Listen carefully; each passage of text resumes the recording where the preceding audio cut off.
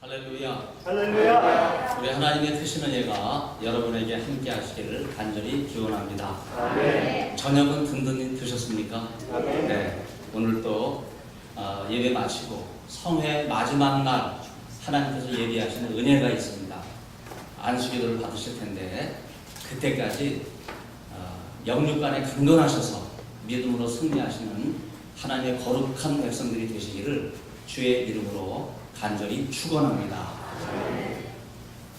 집회가 시작하자마자 끝나는 듯한 그런 느낌인데요.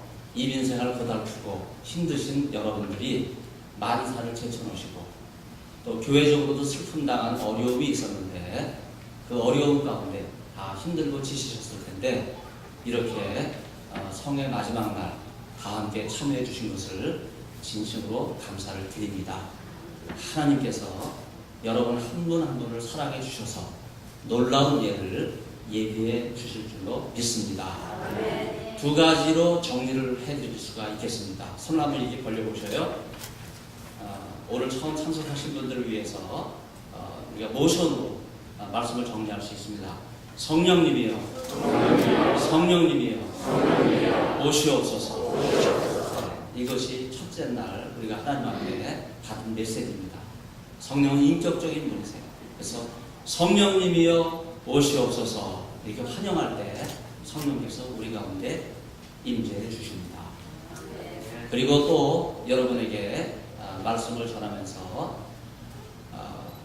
기도 호흡을 통해서 어떻게 하나님의 임재 속에 예수님을 모시고 동행하는지 말씀을 드렸습니다. 인헤일, 숨을 들이쉬면서 주 예수여 해보세요. 주 예수여. 다시 한번요. 주 예수여. 이렇게 숨을 들이면서 주 예수여 하시게 되면 예수님이 내 안에 들어오셔서 내 인생의 보좌에 앉으십니다. 그리고 숨을 내쉬는 엑스헤일, 날숨으로 나를 불쌍히 여기셔서 해보세요. 잘 안 될 거예요. 숨을 엑스헤일 내쉬면서 나를 불쌍히 여기소서. 들이쉬면서 주 예수여. 내쉬면서 나를 불쌍히 여기소서. 이렇게 우리가 들이쉬면서 예수님을 영접하고 우리 심령 깊은 곳에 구석구석 은밀한 곳에까지 주님을 영접하게 될 때 우리는 예수의 사람이 될 줄로 믿습니다. 그리고 주님을 내쉬면서 우리 속에 있는 모든 더러운 죄악들을 주님의 십자가 밑에 내려놓고 우리의 음란과 더러운 죄악들을 회개하는 마음으로 주님 앞에 나아갈 때 하나님께서는 우리를 불쌍히 보시고 긍휼히 여겨주셔서 하나님의 거룩한 백성 되게 해 주실 줄로 믿습니다. 지금 저희 학교에서는 막 어마어마한 건축 공사를 마친 것을 보고 전부 다 확인을 하고 층층마다 다 둘러보고 모든 것이 차질이 없는가 교수들과 함께 확인하면서 제가 집회에 왔습니다. 그동안 60년 가까이 그야말로 방치되어 있다시피 했던 건물이 하나 있는데 그 건물은 남자 기숙사입니다. 50년이 되다 보니까요 시멘트가 이렇게 떨어져 나가요. 그리고 4층 건물인데 한 층을 올렸어요. 원래 3층 건물이었는데 한 층 올렸고 거기다 또 한 층을 올렸으니 기초가 약하니까 기초를 이렇게 해서 세웠습니다. 그 안에 들어가면요 마치 피난민 수용소와 같이 대단한 상황을 볼 수 있습니다. 저도 그 기숙사에 30여 년 전에 머물면서 공부를 한 적이 있었습니다. 그때는 지금과는 형성이 달라요. 지금은 학생들이 운동화도요 한 20켤레씩 갖고 있습니다. 운동화도 각종 행사에 따라서 다양하게 운동화를 신어요.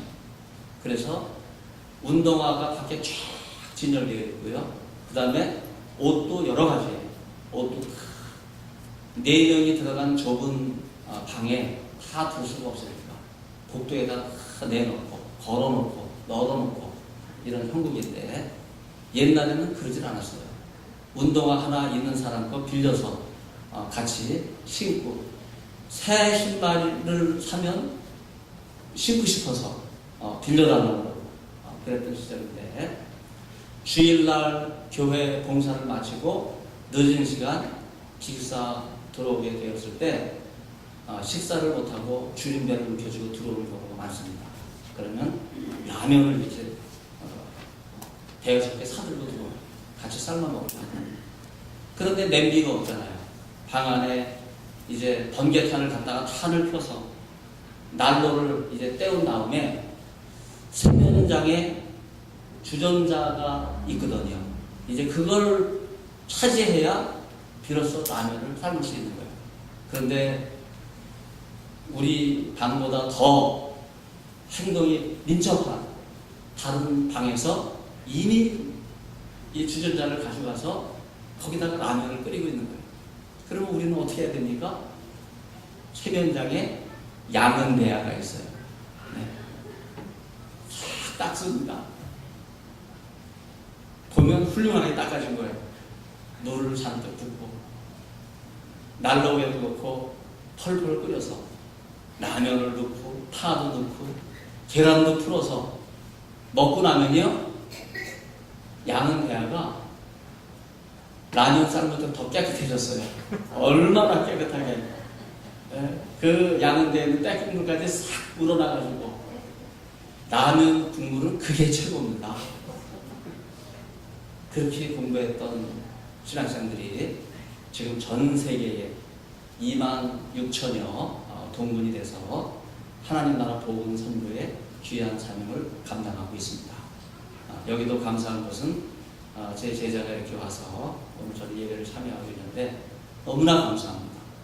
하나님께서 저희 신학교를 사랑해 주시고 많은 사명감에 불타는 젊은이들을 보내주셔서 전 세계 어디든지 하나님 부르시는 곳은 달려가는데, 이 귀한 것은 성령 충만함이 아니면 감당할 수 없는 일입니다.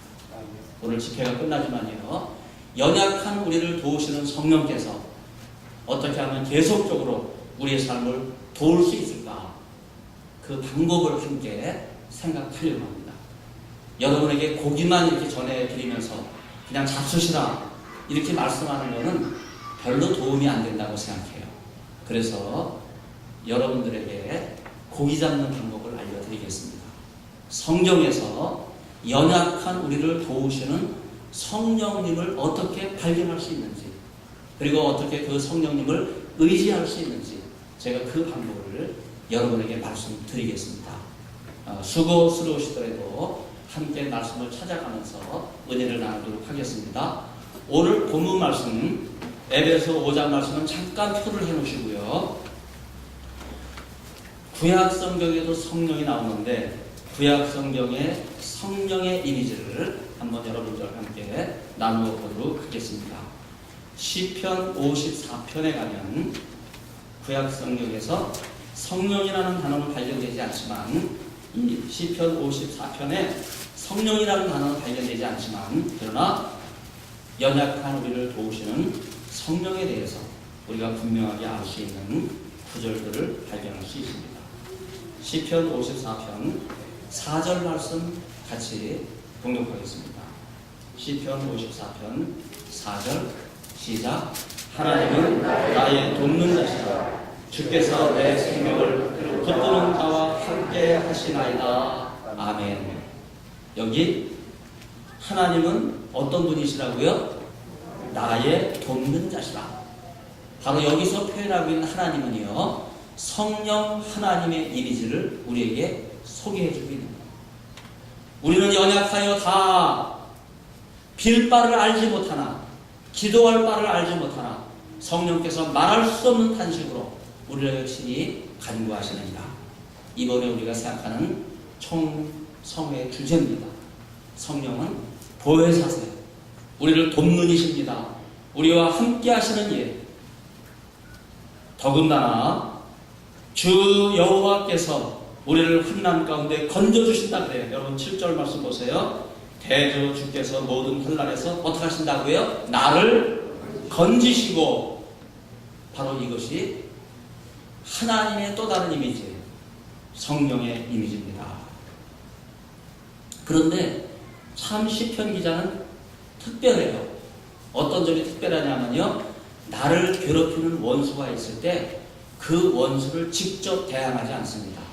그 원수가 있을 때 그 원수를 누구한테 맡겨요? 나를 돕는 이신, 나를 환난 가운데 건지시는 이신, 누구에게 맡깁니까? 하나님께.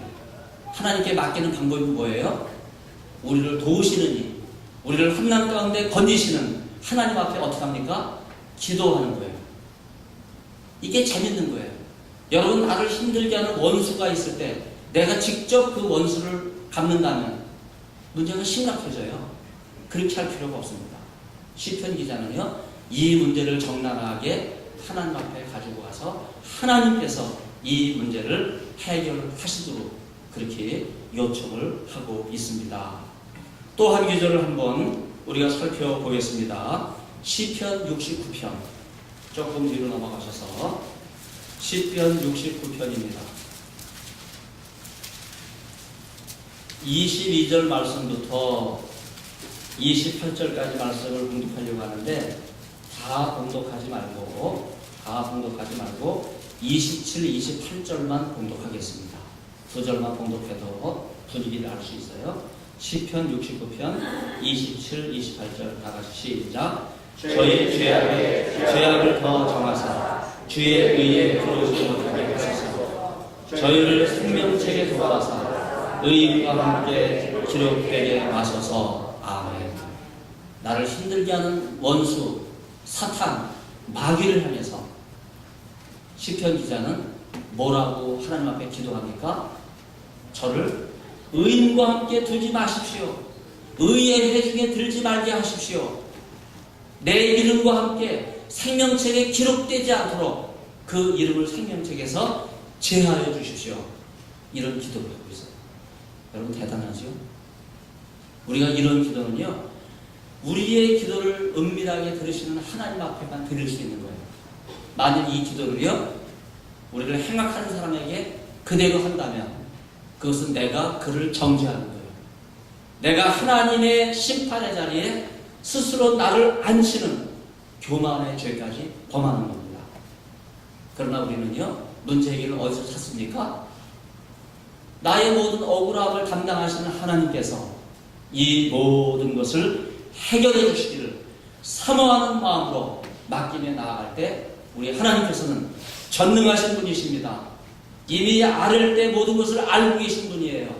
우리의 모든 것을 다 헤아리셔서 우리를 대신해서 보응하시는 거예요. 갚아주시는 거예요. 이 하나님을 우리는 의지해야 될 줄로 믿습니다. 제가 성경을 깊이 연구하다 보니까요, 이 사탄과 마귀가 막 섞여서 나와요. 그런데 제가 이렇게 정리를 여러분께 해드리겠습니다. 사탄은요, 하나님을 대적하는 세력입니다. 그게 성경에서 만난 사탄이에요. 이 사탄이 얼마나 교묘하면요, 하나님까지 대적하는 그런 세력으로 등장하는 것이 사탄이에요. 또 등장하는 것이 마귀예요. 마귀는요, 사람을 대적하는 세력으로 등장해요.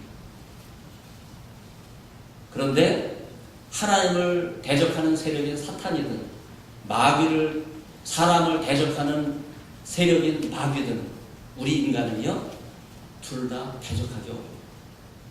시중에 정원이라고 하는 분이, 이분이 속한 교단에서 이분을 제명을 했어요. 그래서 우리는 이분을 목사라고 부르는 아닙니다. 목사직을 잃어버린 사람이에요. 근데 이분이 대적기도 1, 2, 3, 4 이런 걸 써가지고 시중에 판매를 하고 있어요. 여러분 그 기도를 보면요, 보통 기도할 때 대적기도 하는 그 내용을 정리를 해놓고 있어요. 갑자기 기도하다 말고 대적을 하는 거예요. 사탄아 물러가라. 음란의 마귀는 물러가라. 기도하다 말고 느닷없이 이렇게 외마디 소리로 주 예수 그리스도로 명하노니 사탄아 물러가라. 이렇게 말하는 기도가 많이 있거든요. 우리 장신대에도 학생들 가운데 그런 기도를 드리는 학생들이 있어요.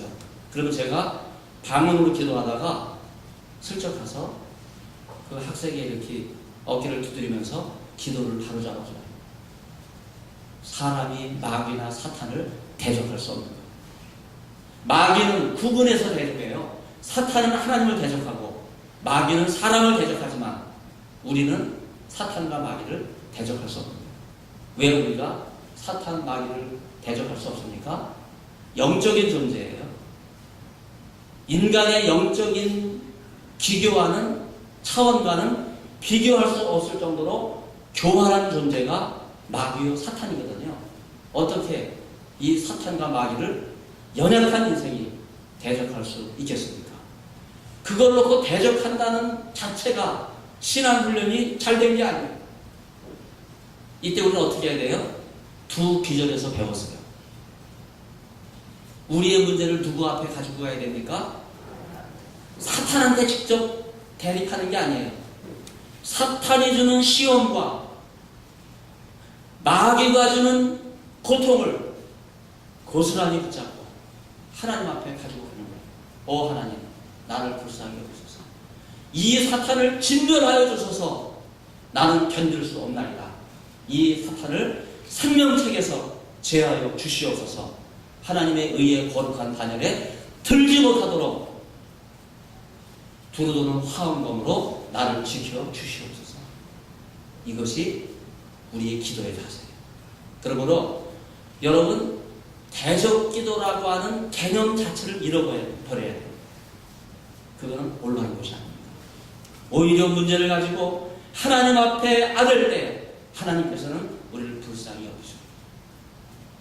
우리는 연약하여 길바를 알지 못하나, 기도할 바를 알지 못하나 성령께서 말할 수 없는 탄식으로 우리를 위해 친히 간구해 주신다고 말씀해 주셨습니다.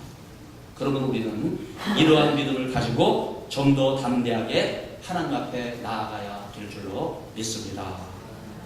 오늘 본문 말씀을 보셔요. 첫 절에 어떻게 시작되고 있습니까? 에베소서 5장 15절.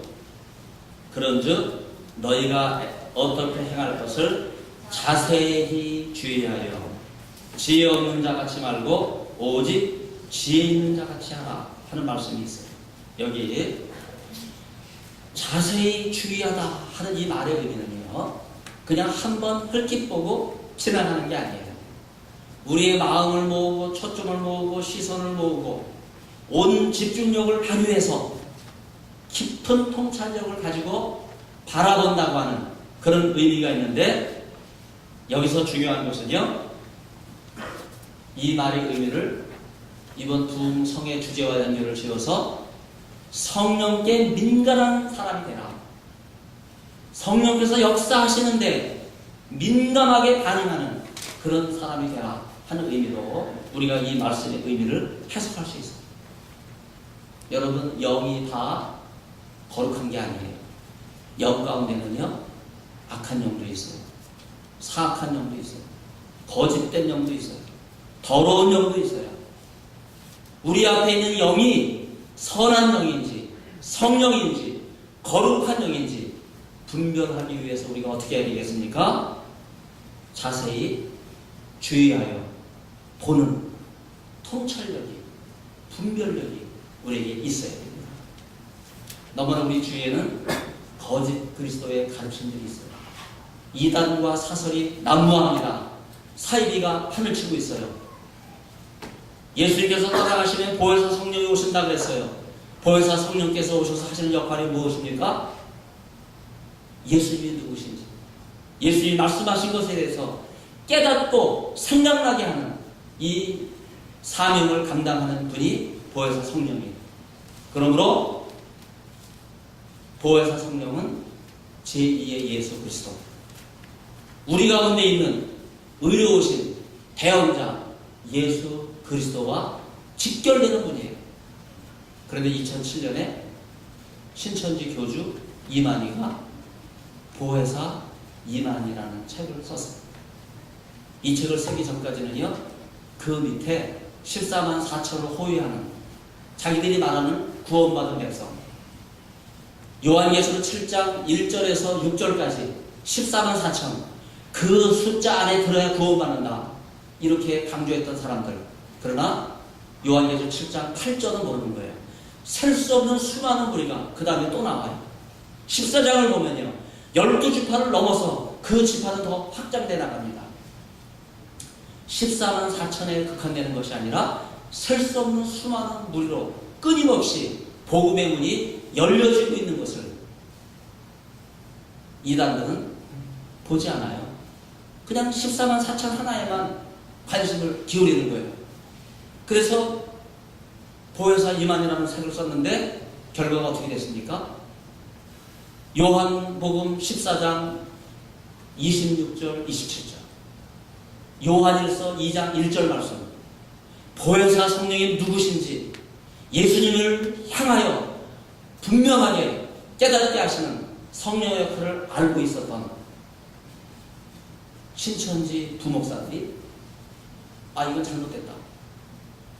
기성교회에서 신천지로 넘어간 성도들의 명단을 가지고 나온 거예요. 이건 아니다. 그래서 부랴부랴 이만희가 그 책을 수습하고 걷어들이려고 했는데 결론은 어떻게 됐습니까? 걷어들이지 못해요. 왜 그래요? 요즘 모든 책이 인터넷상에 떠돌아다니거든요. 한번 인터넷상에 떠돌아다니면요, 회수할 수가 없어요. 그래서 신천지가 결정적인 이단이라고 하는 것이 온 세계에 알려지게 된 거예요. 그런데도 사람들은 여전히 이 이단과 사설에 매여서 방황하고 있는 거거든요.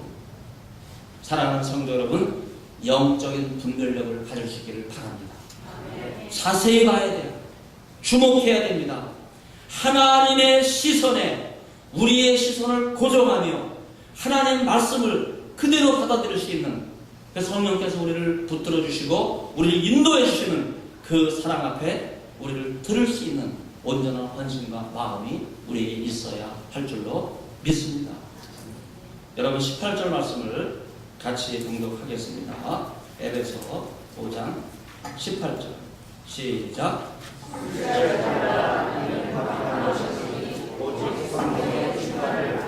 네, 왜 성령 충만을 술 취하지 말라고 하는 이 말씀과 연결을 지었는가? 저는 술을 먹지 않았기 때문에 얼른 이해를 못해요. 그러나 술을 친구 삼아 지내신 분들이 혹 이 자리에 계시다면 저보다 이해가 빠를지 모르겠어요. 술에 취하거나 성령에 취하거나 공통점이 하나 있어요. 모두가 다 자기 의지와는 상관없이 술이 사람을 움직여요. 성령에 취한 사람도 마찬가지입니다. 자기 의지와는 상관없이 성령에 취한 사람은 그 순간부터 성령의 인도함을 받습니다. 그래서 오늘 본문에서 술 취하는 것과 성령에 취한 것을 연결시키고 있는 거예요. 여러분 성령에 취해서 성령 충만한 사람이 돼서 지금까지 내 의지로 살았지만 이 순간부터는 성령께서 인도하신 대로 순종하는 삶을 사시는 성도들이 다 되시기를 바랍니다. 술에 취한 사람은요, 술 기운에 인도되다 보니까 악취와 함께 수치스러운 행동을 할 수밖에 없어요.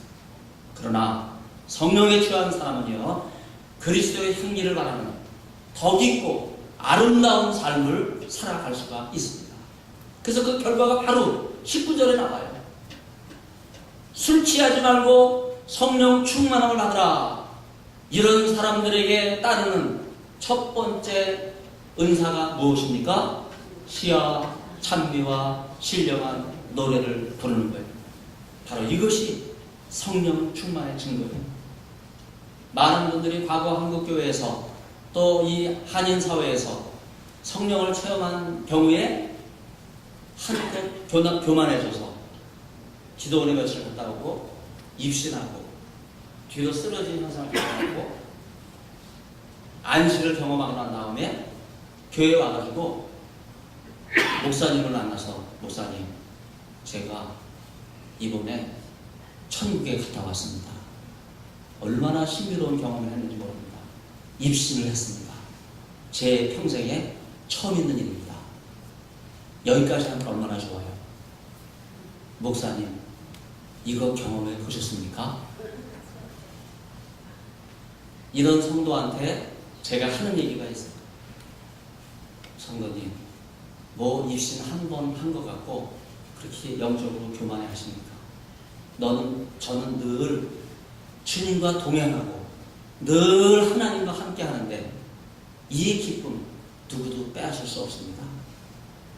여러분, 이런 은혜가 여러분의 삶 속에 함께 하시길 바랍니다. 성령의 특별한 은혜를 받은 분들은요, 겸손해져야 돼요. 더 섬겨야 됩니다. 더 사랑해야 돼요. 더 자기를 낮춰야 됩니다. 그러므로 15절 첫 절이 어떻게 되어 있어요? 그런즉 너희가 어떻게 하라고요? 어떻게 행하는 것을. 여러분, 이게 중요한 거예요. 성령 충만한 사람의 특징이 무엇입니까? 어떻게 행할 것을 스스로 삼가 아는 사람. 이런 사람을 우리 하나님께서 함께 해주시고 동행해 주시고 놀라운 은혜로 인도해 주실 줄로 믿습니다. 성령 충만한 사람은요, 성령의 은사와 열매를 맺습니다. 성령의 은사와 열매는 각각이에요. 그런데 성령의 은사와 열매 가운데 공통된 게 있어요. 바로 그것은 사랑입니다. 성령의 은사는 이렇게 비교할 수 있어요. 마치 크리스마스 때 성탄 트리를 만들어 놓고 불빛도 만들고 별도 달아놓고 여러 가지 화려한 데코레이션을 만들어 놓은 거예요. 그리고 딱 끝난다면 어딘가 성탄 트리는 초라해요. 이 성탄 트리가 빛을 발하기 위해서는 어떻게 해야 됩니까? 콘덴스를 이 훅갑에 껴야 되잖아요. 그때 비로소 이 성탄 트리가 밝은 빛을 내지 않습니까? 바로 이것이 성령의 은사예요. 성령의 은사는 본질적으로 내게 없습니다. 성령의 은사는 누구에게 있어요? 예수님에게 있어요. 예수님에게 훅갑이 될 때, 콘센트가 연결이 될 때, 그때 비로소 예수님 안에 있는 온갖 다양한 은사들이 우리에게 흘러 넘쳐 들어오는 거예요. 성령의 선물은요, 은사와는 조금 차원이 달라요. 성령의 선물은 갈라디아 5장 22절을 생각하면 돼요. 9가지 열매, 사랑과 희락과 화평과 오래 참음과 자비와 양성과 충성과 온유와 절제, 이것을 성령의 9가지 열매라고 이야기합니다. 이 성령의 열매는요, 크리스마스 성탄복과는 달리 포도나무에 비교하는 것이 좋습니다. 여러분, 포도나무가 아무리 줄기가 튼튼하고 가지가 무성하고 꽃을 피운다고 해서 스스로 포도나무가 열매를 맺을 수 있습니까? 이 포도나무가 반드시 열매를 맺고 내년에도 열매를 맺기 위해서는 어떻게 해야 돼요? 반드시 가지가 누구에게 붙어 있어야 돼요? 포도나무이신 예수님에게 붙어 있어야 돼요. 성령의 열매가 이와 같습니다. 우리 인간에게 없어요. 영원한 포도나무이신 예수님에게 우리의 가지가 접붙임을 당할 때, 그때 비로소 예수님에게 있는 성령의 열매가 우리에게 흘러 넘치는 거예요. 그런데 성경에서는요, 성령의 은사와 열매 가운데 공통된 것 하나를 이야기하는데 바로 그것이 사랑입니다. 사랑이 무엇입니까? 눈물의 씨앗이에요. 옛날에 유행가 많이 부르셨죠? 성경에서 말하는 사랑은요, 자기 희생과 자기 헌신이에요. 자기를 송두리째 내어주는 것이 바로 그리스도의 사랑입니다. 누가 성령의 은사와 성령의 열매인 이 사랑에 충만한 사람입니까? 이 사람이야말로 성령 충만한 사람이에요. 성령 충만한 사람은 곧 성령의 은사인 사랑과 성령의 열매인 사랑에 충만한 사람이에요. 예수님께서 이 땅에 오셔서 행하신 일을 한마디로 요약을 한다면요, 그것은 사랑의 위대한 행동입니다. 십자가도 사랑이에요. 물감기를 남김없이 우리를 위해서 쏟아부어 주시고 흘려주신 것이 예수님의 십자가의 사랑입니다. 여러분, 이 사랑을 여기 계신 한 분, 단 한 분도 예외 없이 모든 분들이 이 사랑을 받고 있습니다. 그런데 이 사랑의 길은요, 사람이 우리에게 주는 것과는 다른 사랑이에요. 한번 말씀을 찾아볼까요? 이사야 55장 8절로 9절 말씀입니다.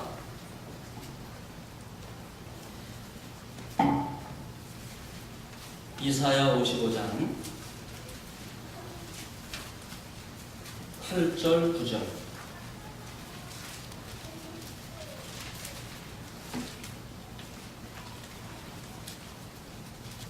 이사야 55장 8절과 9절입니다.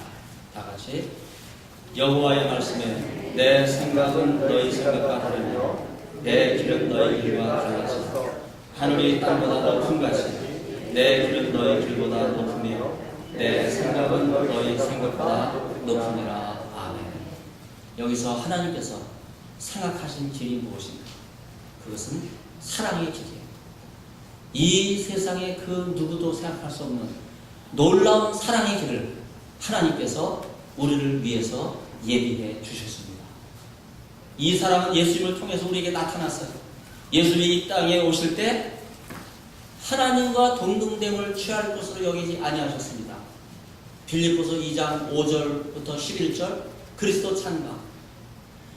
예수님께서는 스스로 하늘 영광의 보좌를 버리시고 낮고 천한 인생을 찾아오셨습니다. 이것이 예수님의 성육신이에요.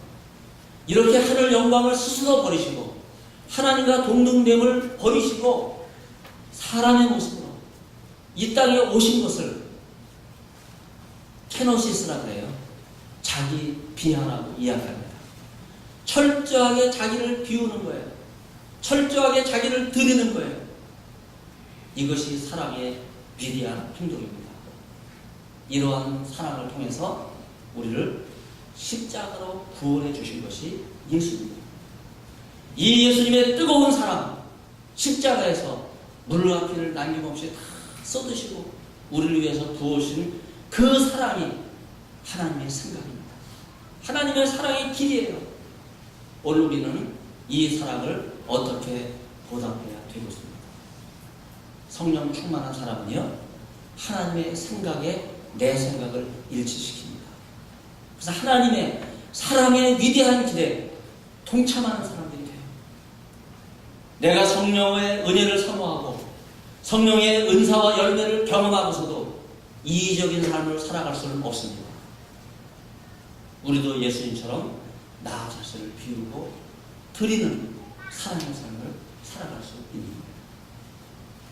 제가 한국에 귀국했을 때 학교에서 가르치면서 총장님이 하루는 저를 부르셔서 소목사, 미국에서 10년 공부하고 목회하면서 귀국을 했는데 한국에 와서는 여기 신학생들을 훈련하는 기관이기 때문에 우선은 이 신학교가 한국에 있으니까 한국 교회를 다시 배워야 되지 않겠는가.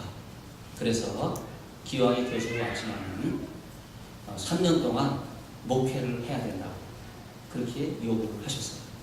저한테만 요구한 게 아니에요.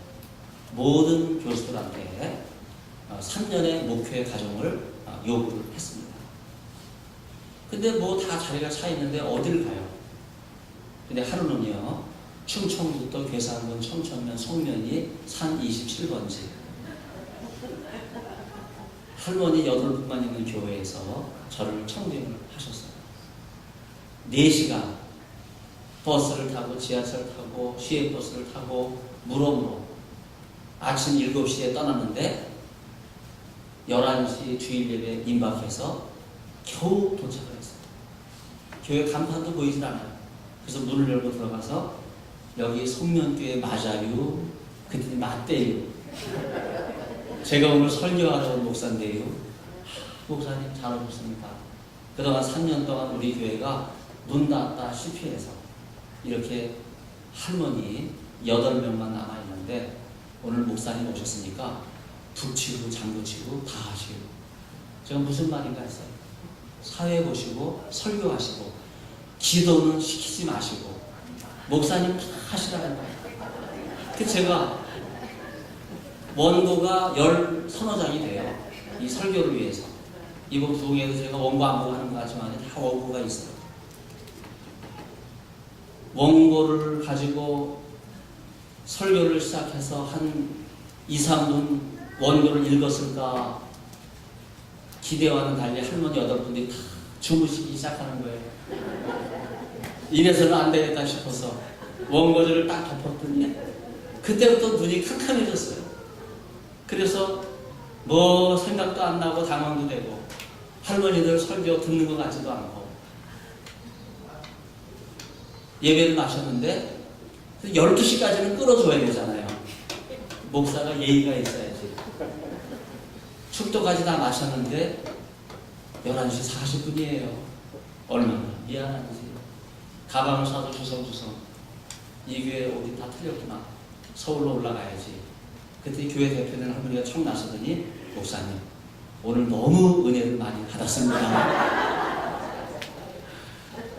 점심 식사를 준비해 놨는데 잠깐 기다려 주셔요. 우리가 그 전에 재직회를 먼저 하겠습니다. 아니 재직회가 담임 목사도 없는 재직회는 죄직회인데 아니 어떻게 이렇게 불법을 감행할 수 있는가? 뭐 의논할 일이 있겠지 싶어서 그러시라고 그랬어요. 성리산 문장대에서 흘러나오는 물이 있는데 그 계곡이 너무나 아름다워서 거기다 손을 대려고 하는 순간에 교회 문이 열리면서 대표된 할머니가 손짓을 하는 거예요. 목사님 너무나 은혜로운 재직회를 마쳤습니다. 다름이 아니오라 목사님을 저희 충북노회 송면교회 담임 목사님으로 청빙하기로 결의를 했습니다. 제가 그랬어요. 할머니 아직 제가 오늘 처음 와봤고 교회 형편도 모르는데 기도하고 연락을 드리겠습니다. 그랬더니 할머니가 대뜸하는 얘기가 목사님 기도할 필요 없습니다. 그동안 3년 기다시피 할 때 많은 전도사님이 다녀갔는데 그때마다 기도하고 연락하신다 그러고 한 명도 연락한 분이 없습니다. 목사님은 그런 줄 아시고 부임만 하시라고. 그래서 제가 하도 딱 해서 다음 주에 설교할 분이 없으니까 그때 없대요. 그러면 제가 한 주 더 내려오겠습니다. 그리고 이건 아니다 싶어서 서울로 올라왔어요. 올라오는 길은요 한 6시간 걸려요.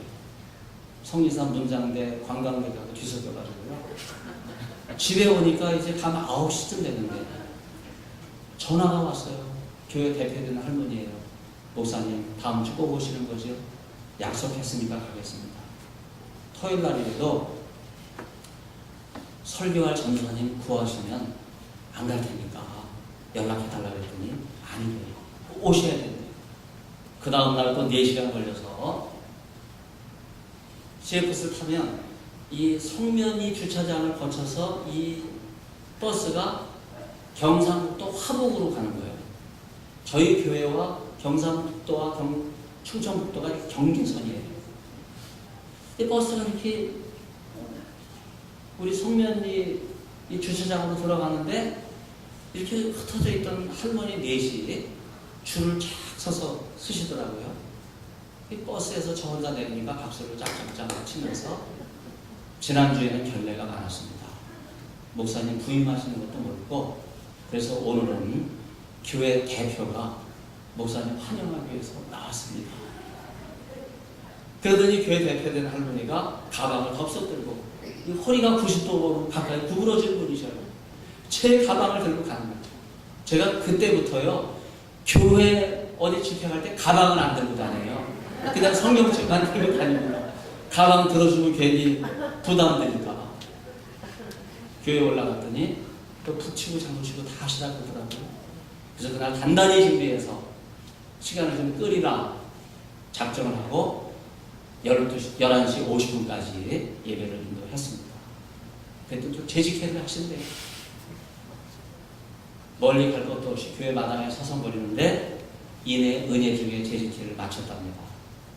목사님, 내일 충북노회 정치부에서 춘계 노회를 앞두고 정치부가 목사님, 노회 담임 목사 청빙하는 관계를 의논하기 위해서 목사님들과 장로님들이 내려오시는데 귀한 손님들이 오시니까 개를 한 마리 잡아야 되겠기에 아무개 할머니가 1년 동안 길렀던 똥개를 내놓게 됐다는 거예요. 그래서 내일은 손님 대접을 할 수 있게 됐다는 거예요. 할머니, 저는 내일 학교 강의 때문에 못 오는데요. 목사님, 안 오셔도 됩니다. 내일은 우리가 북치고 장구치고 다 합니다. 지금 110년 된 교회예요. 노회, 지방에, 산동에, 시찰에 어떻게 돌아가는지 할머니들이 다 알고 있어요. 궁금하잖아요. 월요일 날 어떻게 됐는지. 연락이 없어요. 수요일 날도 연락이 없는 거예요. 목요일 날 노회 정치부 부장이 되시는 이하는 목사님, 지금은 은퇴하셨습니다. 그 아들이 우리 학교 교회음악과 교수로 와 있는데 전화가 왔어요. 장로의 신학대교에 이렇게 신실하고 젊은 종이 있는 줄 몰랐습니다. 송명교회 너무 연약한 교회고 우리 노회에서 교인이 없었고 담임 목사도 누가 가지 않기 때문에 이제 기도처럼 만들려고 그렇게 생각하고 있었는데 마침 목사님, 교수님이 가셔서 한번 해보신다 그러니까 은혜 가운데 허락을 했습니다. 이 말씀은 또 더 대단한 거예요. 아니, 제가 한번 해본다는 얘기를 한 적이 없는데 그랬더니 대뜸 야단을 치시는 거예요. 젊은 사람이 그걸 못 쓴다 이거예요. 뜨끔해가지고 그럼 어떻게 해야 돼요, 목사님? 그랬더니 처방을 내리시더라고요. 잠깐만 가 있으라. 그리고 금방 맨발 챔지 해 주시겠다고 얘기하셨어요. 여기 충청도에서 오신 분 계십니까? 예. 계신데 제가 흉보려고 하는 얘기가 아니에요. 충청도 사람의 특징이 있어요. 그 잠깐이요. 여러분 생각이 얼마겠어요? 3년입니다. 3년. 그것도 그 목사님은 자기가 약속한 거 다 잃어버리셨어요. 제가 3년 동안 지금 그런 시계 없어요. 옛날에는 이렇게 길게 내려와서 이 시계추가 왔다 갔다 했잖아요. 제가 서울에서 이 시계추 왔다 갔다 하듯이 주일날 내려가서 예배드리고 또 밤에 올라가고 그러기는 반복을 하는 거예요. 그런데 어느 날 목사님, 양신이 있으십니까? 교회 대표들 할머니가 말씀하시는 거예요. 왜 그래요, 할머니? 우리는 매일 새벽기도 하는데 목사님은 담임 목사신데 어떻게 일주일에 한 번만 내려오시냐 이거예요. 수요 예배를 인도해 주셔야 되지 않느냐. 그 말 들으니까 제가 노를 할 수가 없는 거예요. 담임 목사 입장에서. 그러겠다 그랬어요. 문제는요, 수요일 날 강의 끝나고 내려가면 저녁 8시 예배 가까스로 도착해요. 예배를 드리면 문제는요, 막차가 끊어져요. 거기서 자야 됩니다. 그랬더니 대신방을 해달래요. 언제 했으면 좋겠냐 그랬더니 토요일 날 와서 해달래요. 대신방 할 것도 없어요. 한 바퀴 빙 돌면요 8명 다 끝나요. 그래도 매주 대신방 하는 거예요. 거기 성면초등학교 분교가 있는데 한 학년이 다 채워지지 않기 때문에 반 하나에 1, 2, 3학년 다 묶어놓고 4, 5, 6학년 이렇게 묶어놓고 두 반이 있어요. 그것도 저쪽에서 막 학생들을 데려다가 공부시키는 분교인데 전교생이 다 합쳐야 한 10대명밖에 되지 않는 아주 산골 마을이에요. 제가 교장을 찾아갔습니다. 교장 선생님, 지금은 한국에 토요일 날 예배가 없죠. 학교가 없지만 그때만 해도 17년 전만 해도 토요일 날 학교가 있었어요. 제가 수요일 날 조금 일찍 오고 토요일 날 좀 새벽부터 내려와서 1시간씩 영어 회화를 가르치겠습니다. 여기 영어 선생님이 없을 테니까. 그랬더니 누구냐 그러더라고요. 제가 성면교회 목사입니다. 그랬더니 됐대요. 안 해주셔도 된대요.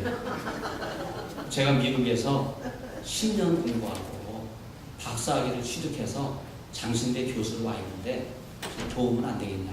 그러시냐고.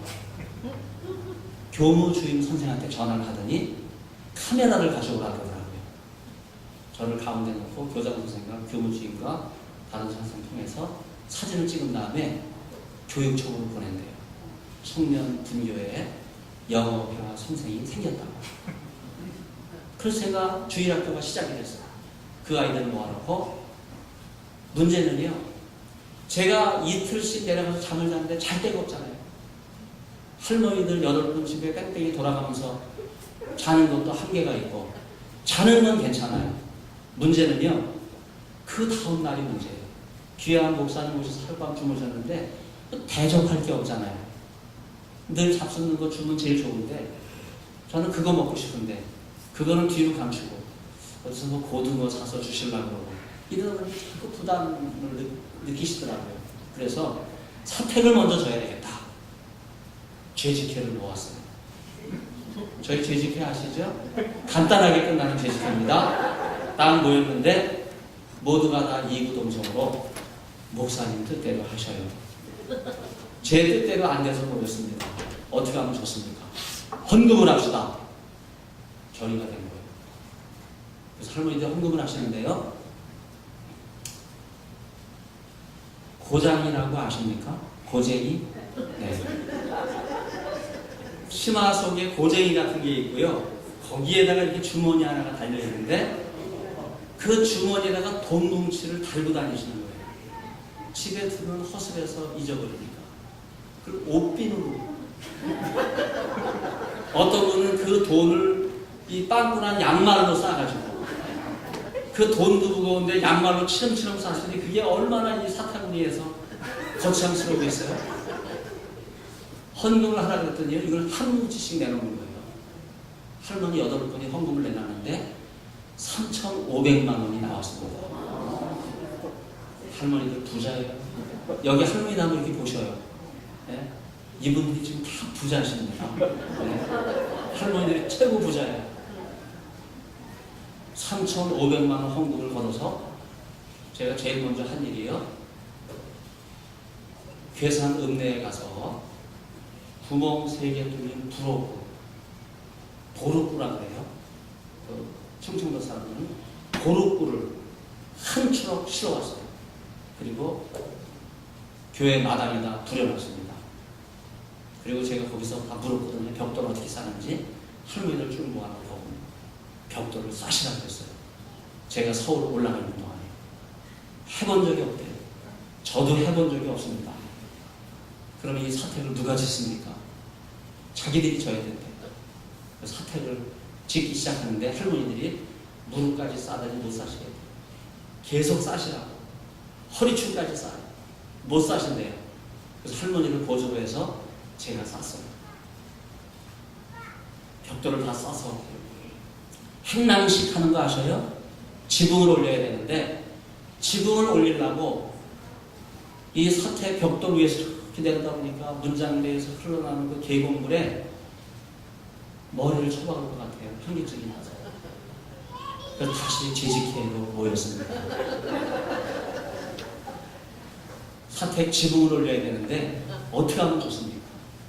그랬더니 할머니들이 안건을 내놔서 동네 청년회가 있습니다. 청년회가 있는지 왜 진작 말씀 안 하셨냐고. 그럼 처음부터 청년들한테 시키는데 그 사람들 말 안 들을 겁니다. 그래도 한번 가보자고 동네 청년회가로 갔어요.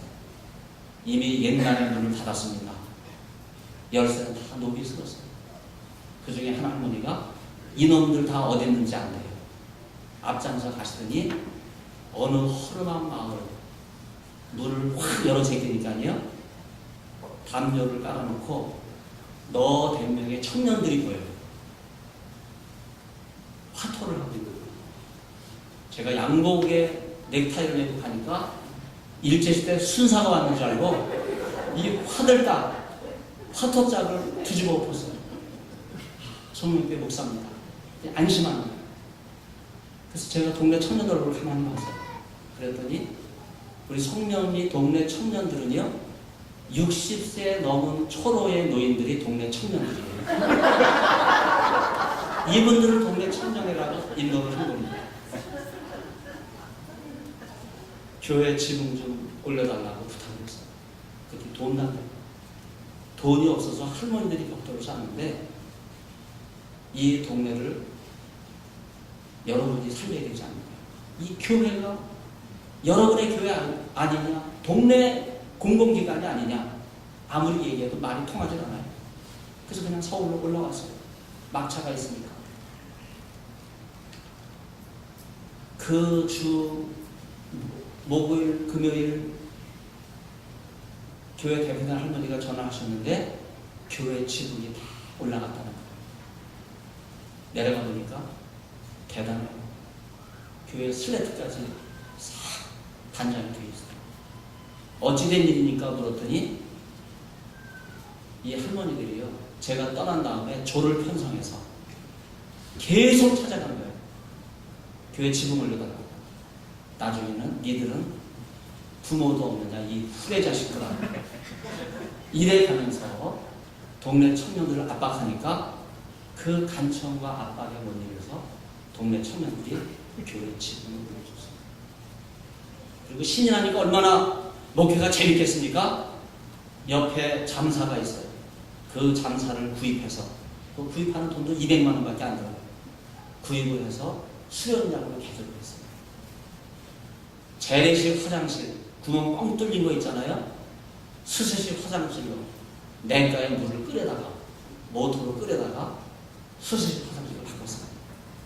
3년 동안 교회가 단장이 됐습니다.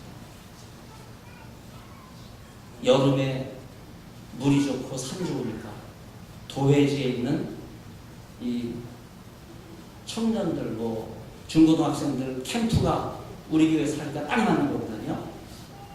8개 그룹이 오면 와서 50만 원씩 헌금해요. 400만 원이면 저희 성명교회 1년 예산 절반이 3주 만에 해결이 됩니다. 문제는 3년이 지났는데도 사람이 오질 않는 거예요. 어떻게 됐을까요? 제가 전사님 한 분 모셔다가 제 자리를 물려주고 그 교회를 떠날 수 있었습니다. 제가 그 교회를 봉사하면서 늘 마음속에 이런 생각이 있었어요. 하나님, 저를 성령교회에 보내주시면 너무 감사합니다. 할머니들을 섬기는 건 너무나 귀한 일입니다. 그런데 시간이 너무 아깝습니다. 4시간이 뭡니까? 올라올 때는 6시간. 제가 2시간이면 가겠습니다. 그랬더니 저한테 응답이 왔어요. 하나님이 말씀하신 대로 제가 한번 얘기해 볼게요. 내가 2시간 같으면 딴 사람을 보내지 왜 널 보내느냐. 그게 하나님의 음성이에요.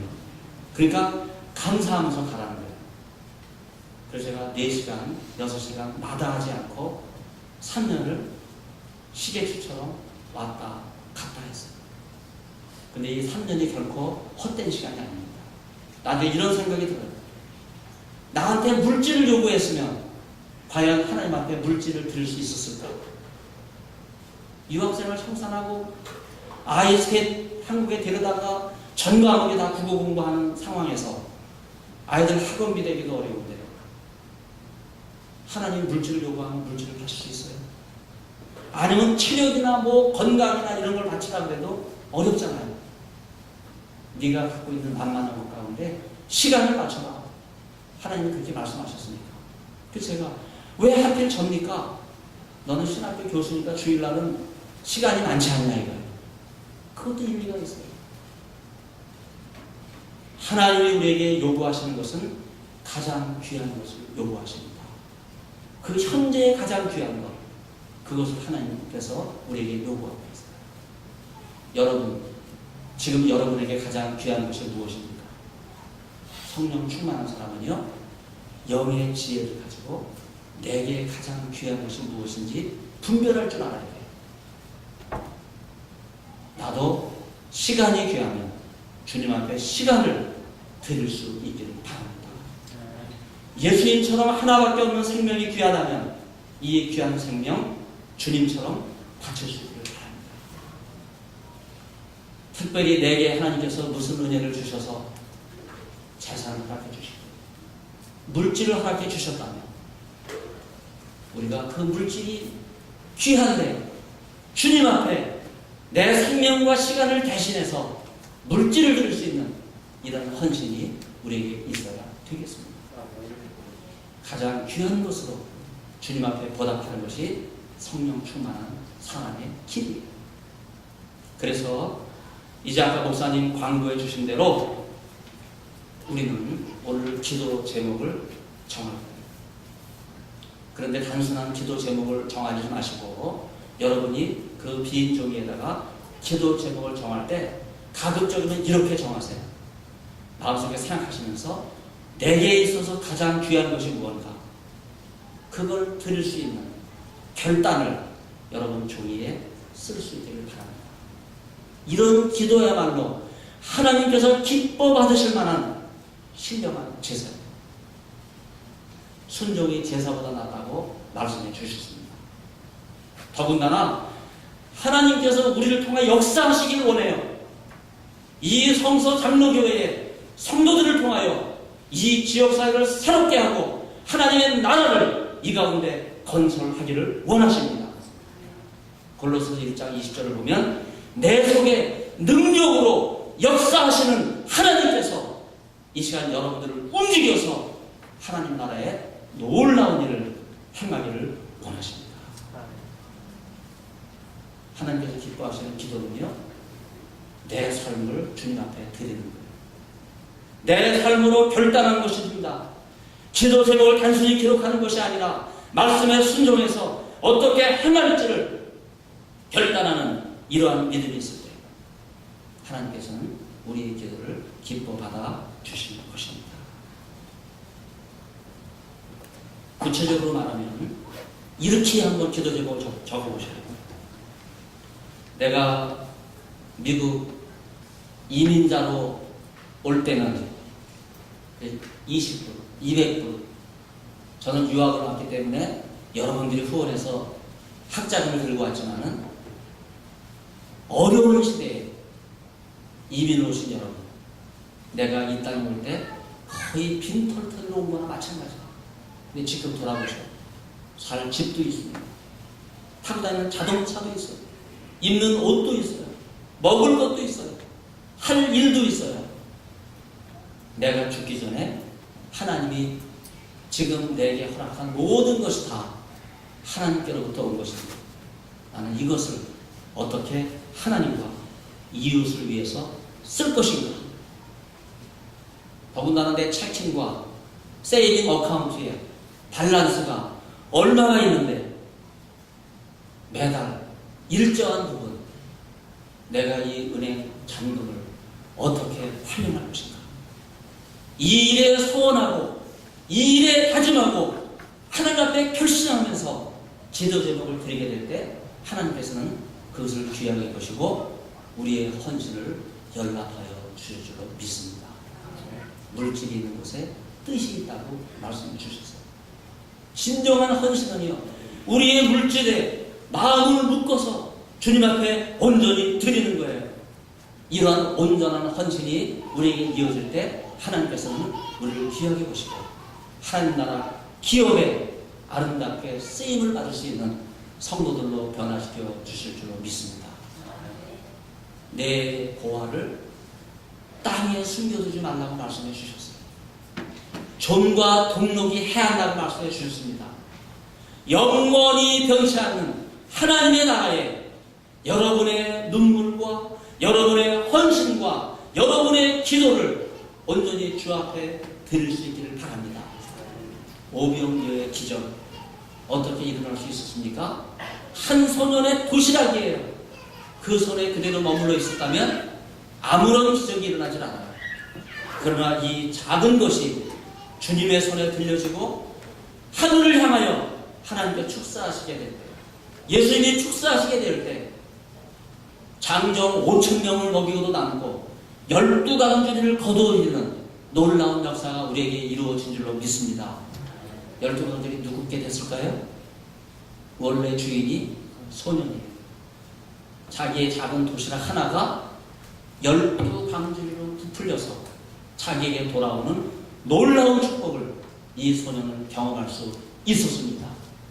이러한 축복이 여러분에게도 함께 하시길 바랍니다. 다 같이 따라하겠습니다. 나는 성령의 사람. 나는 성령 충만한 삶. 오 하나님, 나를 불쌍히 여기소서. 이제는 내 인생을 주님 앞에 드립니다. 하나님 영광의 박수 올리겠습니다. 할렐루야.